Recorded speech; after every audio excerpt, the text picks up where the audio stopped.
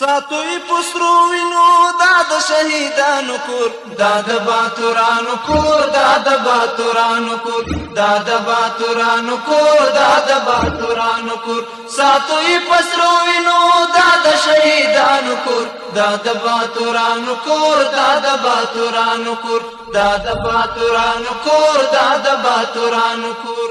د بالغ ملي رادیو قدرمن اوریدونکو سلامونه او نیکې هیلې مې ومنئ. اوس هم پام کړئ د دې ساعت خبرونو ته. ویان بشیر بشردوست. د بلخ ولایت اماراتي سیلو د کیک او کلچې تولیدي فابریکې له شاوخوا 13 کلن ځنډ وروسته یو ځلې بیا خپل فعالیت پیل کړ. د یادې فابریکې مسؤلین وایي دغه فابریکه اوس د نړیوالو معیارونو سره سم 15 ډوله محصولات تولید او بازار ته وړاندې کوي. د بلخ ولایت د اماراتي سیلو رئیس مولوي نظر محمد وثیق وایي د کیک او کلچې تولیدي فابریکه د وچې ډوډۍ له فابریکې وروسته د دې ریاست دوهمه فعاله تولیدي څانګه ده. د نوموړي په وینا اوسمهال هره ورځ 15 ټونه وچه ډوډۍ او شاوخوا 100 کیلوگرم کیک او کلچې تولیدیږي. چند غرفه در داخل شهر جایگزین شده از او به اصطلاح برای مشتری‌ها و توزیع داشته باشیم و از او یک عواید به دست آوریم. په همدې حال کې د سیلو فابریکې د ویش مسؤل مجتبی وایي د دې فابریکې تولیدات په منظم ډول بازار ته وړاندې کیږي او هڅه کوي چې د پیرودونکو د اړتیاو سره سم با کیفیت او معیاري محصولات تولید او بازار ته وړاندې کړي. تولید ما فعلا روی 25 قلم ما مد نظر داریم، قلمداد داریم که فعلا روی 3 دستگاهی رو تولید میکنیم. هر روزمره فرمایشات بیشتر شده است از دوایر دولتی، از بخش‌های خصوصی و ما 3 دستگاه دیگه هم روی دست داریم که او هم دمی زودیا قرار است فعالش بکنیم. فرید چې د کیک او کلچې د تولید په برخه کې کار کوي وایي د دې تولیدي برخې بیا فعالیدو د یو شمېر ځوانانو لپاره د کار مناسب فرصتونه برابر کړي او هغوی ته د عاید زمینه برابر کړې ده. بسیار خوش هستم در سیلوی بلخ یک کار بریم فراهم شده در شیرینی بابت ناشتاپزی. ورته مهال د فابریکې یو بل کارکونکی احمد فراد وایي د دې تولیدي کارخونې د فعالیت له بیا پیل سره ګڼو ځوانانو ته د کار زمینه برابره شوې چې د هغوی د کورنیو پر اقتصادي وضعیت مثبت اغیز کړی دی. خیلی وقت شده میگم غریب فعال بود ولی فعال شده. از خاطر خوش هستیم که از این علاقمندان کلیگ همکارا میخوره دیگه میخوره معاشهای ما از این تعیین میشه. یعنی کیک کلچهش خیلی خوب است، کیک کلچه خوب پاک سوتره. د یادونې وړ ده چې د بلخ ولایت اماراتي سیلو د کیک او کلچې په فابریکه کې بیلابیل ډوله کیک، روټ، ډوډۍ، کوماچ، جواري ډوډۍ او نور خوراکي توکي تولیدیږي چې له بسته‌بندۍ وروسته بازار ته وړاندې کیږي. په بلخ ولایت کې د فرهنګي او ادبي پروګرامونو په دوام د دغه ولایت د اطلاعات او کلتور ریاست د هیواد د ترکتبرو ځوانانو په همکارۍ د 12مې هجري پیړۍ د ترکمني ژبې د ستر شاعر، عالم او فرهنګي شخصیت مخدوم قلی فراغي د علمي، ادبي او فرهنګي مقام د درناوي په مناسبت یو شانداره غونډه ترسره کړه. د بلخ ولایت د اطلاعات او کلتور رئیس مولوي محمد الله ضرر وایي مخدوم قلی فراغي د خپلو ارزښتناکو اثارو له لارې د ترکمني ادبیاتو په بډاینه کې مهم رول لوبولی او ځوانان باید د هغه د اثارو په لوستلو سره له علمي او فرهنګي افکارو څخه ګټه واخلي. باید موږ په خپله ټولنه کې هغه شخصیتونه وروزو چې هغه د مخدوم قلی فراغي پر مسیر باندې تګ کوي. باید موږ خپلې ټولنې ته د افغانستان اصلي فرهنګ د افغانستان د خلکو دینی او اسلامی فرهنګ وروښیو. د افغانستان اصلي فرهنګ څه دی؟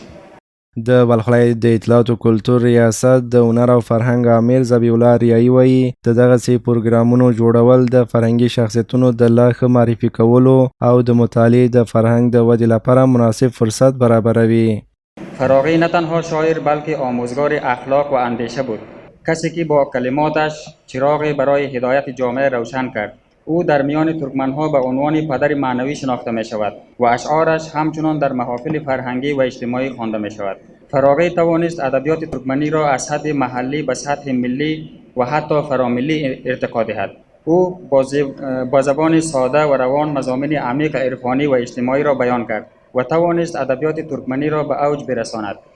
د بلخ پوهنتون د فرهنګي چارو مسؤل وزیر احمد فوشنجي وایي د مخدوم قلی فراغي افکار یوازې تر شعرونو محدود نه دي بلکې د هغه فرهنګي، اخلاقي او انساني پیغامونه د نننۍ نسل لپاره هم ځانګړی ارزښت لري.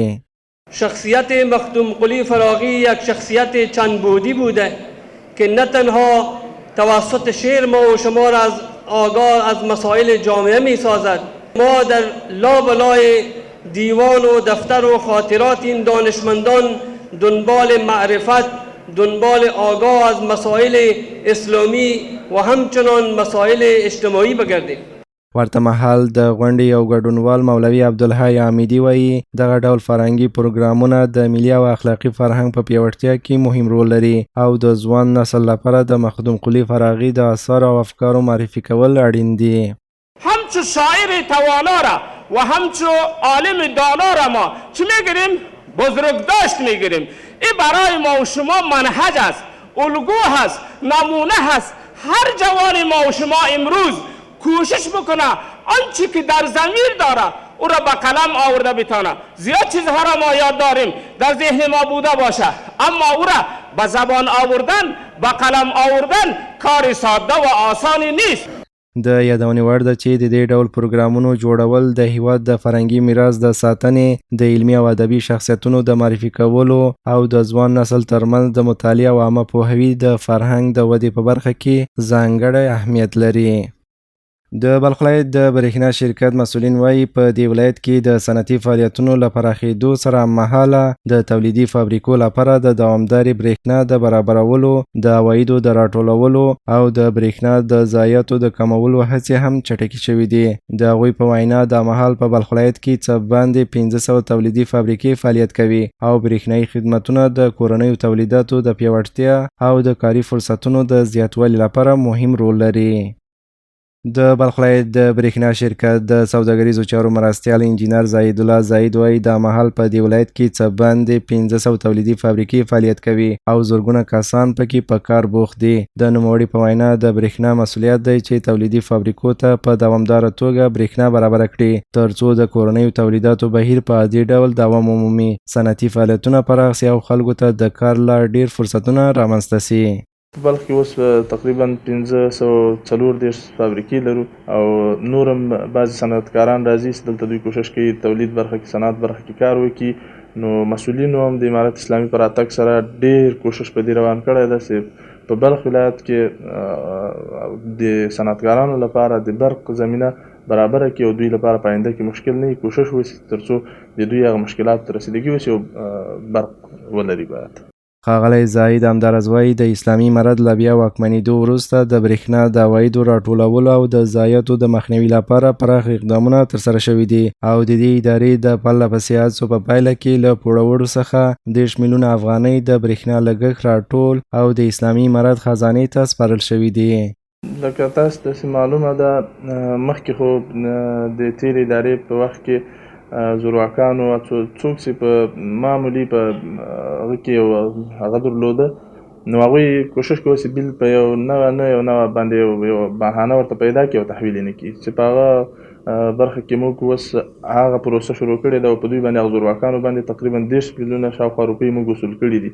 د بلخ ولایت د برېښنا شرکت د دې ولایت له مهمو خدماتي ادارو څخه شمیرل کیږي چې د کورنیو، صنعتي، سوداګریزو مرکزونو او د اماراتي ادارو لپاره د برېښنا د تامین، ویش او مدیریت مسؤلیت پر غاړه لري. دغه اداره په وروستیو کلونو کې د برېښنا شبکو د پراختیا، د خدمتونو د ښه والي، د برېښنا د ضایعاتو د کمولو او د عوایدو د راټولولو په برخه کې هڅې کړي دي. د بلخ ملي راډیو قدرمن اوریدونکو دا و د دې ساعت خبرونه تر بیا ملا پمن او تاسو ته ښه ورځ. ساتوی پسرو وینو دا د شهیدانو کور، دا د باتورانو کور، دا د باتورانو کور، دا د باتورانو کور، دا د باتورانو کور. ساتوی پسرو وینو دا د شهیدانو کور، دا د باتورانو کور، دا د باتورانو کور، دا د باتورانو کور، دا د باتورانو کور.